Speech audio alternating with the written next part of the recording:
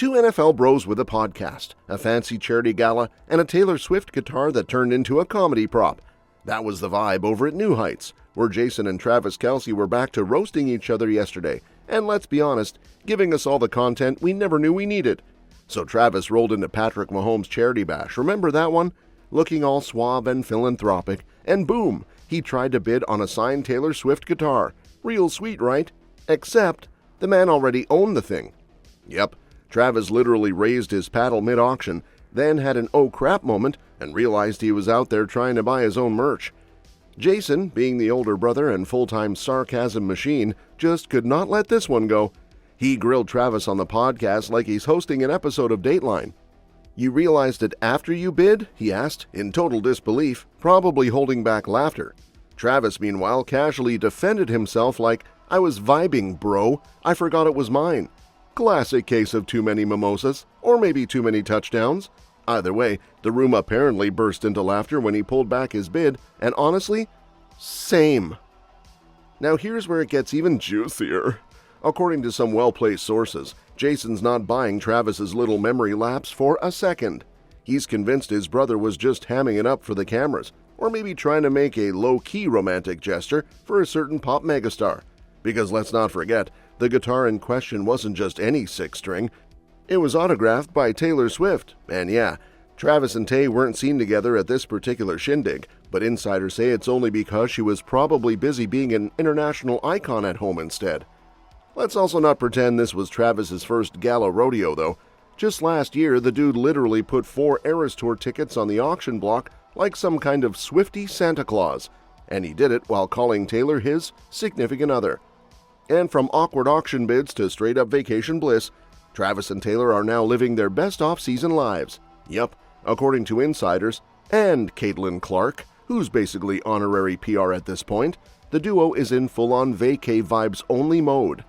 Think cocktails, cuddle sessions, and absolutely zero stress about Super Bowl hangovers.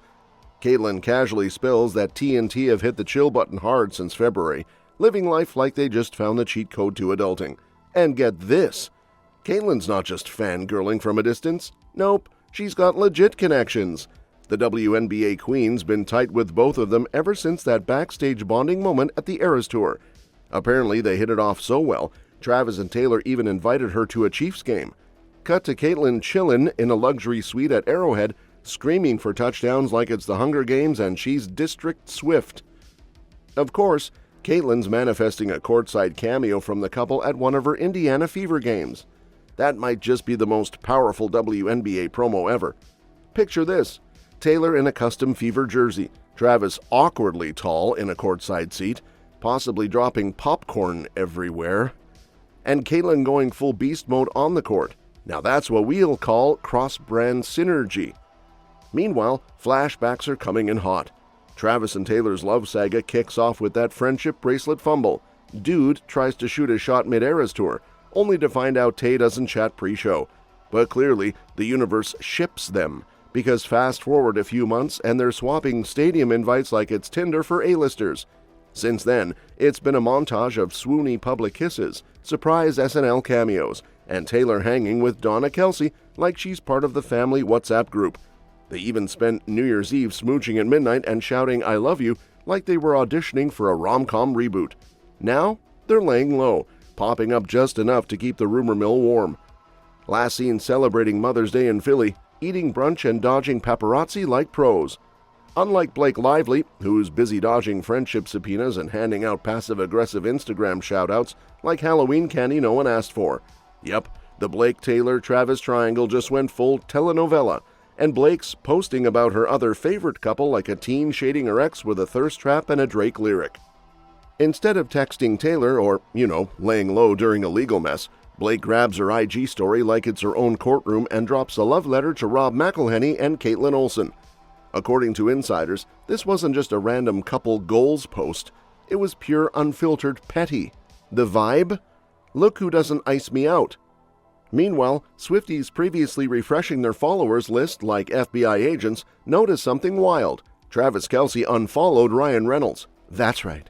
Captain Deadpool got ghosted by our favorite NFL jockey. Did Ryan even do anything? Well, whispers suggest Ryan isn't all that innocent in this entire mess.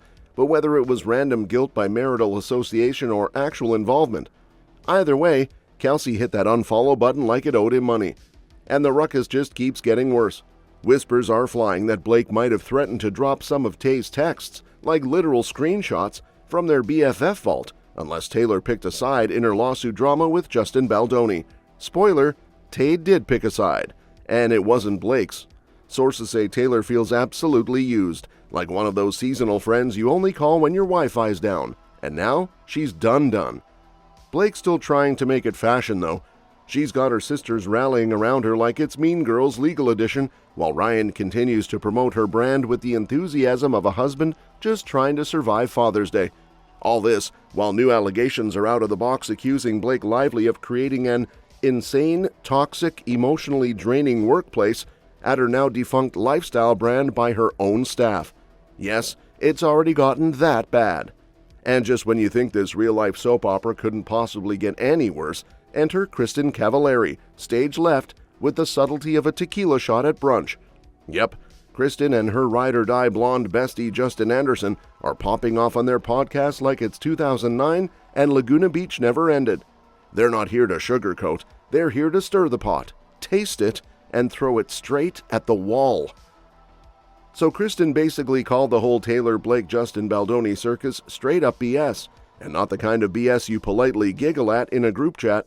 Nope, she's side-eyeing the whole subpoena situation like it's a bad spray tan. According to her, Taylor's been targeted for a song license that literally 19 other artists also signed off on. But who gets dragged to court? America's breakup bard, of course. Then Justin Anderson jumps in with his Blake threw Tay under the bus hot take. Not just any bus, though, more like a luxury tour bus headed straight for Reputation Road. He spills that Blake texted Baldoni some Game of Thrones-inspired nonsense after a dinner at her place that allegedly turned into a low-key hostage situation. Picture this. Baldoni walks in expecting wine and charcuterie and ends up with Ryan Reynolds and Taylor Swift allegedly tag-teaming him into rewriting scenes for It Ends With Us, like it's an improv class gone rogue. According to legal docs, it was all very Khaleesi and her dragons, which Anderson dubbed the gayest thing he's ever heard. And this man does live in LA, so that's saying something. Insiders claim that post-dinner, Blake drops a text flexing her big star power and basically says Taylor's her dragon. Not a metaphor, apparently. A full-on medieval flex. Honestly, who knew Blake's group chats doubled as fantasy fanfic? And it didn't stop there. After Tay got served an official subpoena that her lawyers immediately tossed back like a bad Tinder date, Baldoni's legal team accused Blake's side of threatening to leak texts unless Swift went full ride or die for her. Yeah, blackmail with a sprinkle of girl boss energy. Blake's team clapped back, calling that accusation categorically false, but insiders are whispering that Taylor's not buying it or forgiving it. According to Cavallari and Company, Tay's got a one-strike policy and Blake just used hers like a bat to the friendship piñata. And speaking of battering rams, enter Jason Kelce, legendary lineman, podcast dad, and now unofficial NFL lobbyist in flip-flops.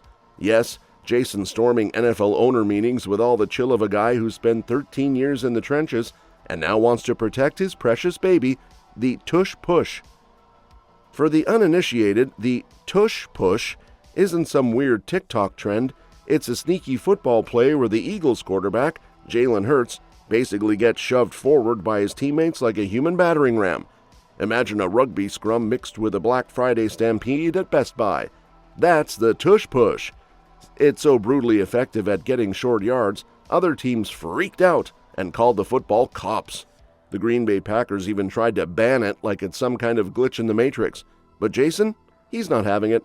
Fresh off retirement, this man pulls up to the meetings like your uncle at Thanksgiving who brought PowerPoint slides to defend pineapple on pizza.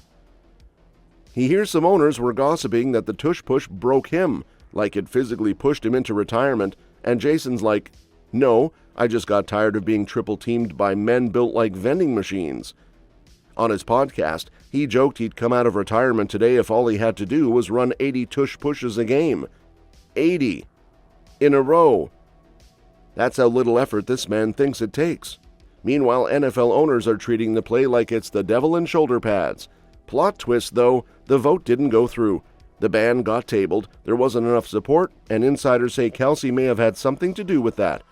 And so the mighty tush-push lives on. The NFL said let them shove, and Philly rejoiced. Just to sprinkle a little extra salt in the wound, the Eagles' social media team posted that iconic tush-push pic, against the Packers no less, with the ultimate caption, "Push on." Yeah, Petty is alive and thriving in Philly. What do you think? Share your thoughts in the comments below, and until then, we'll see you next time.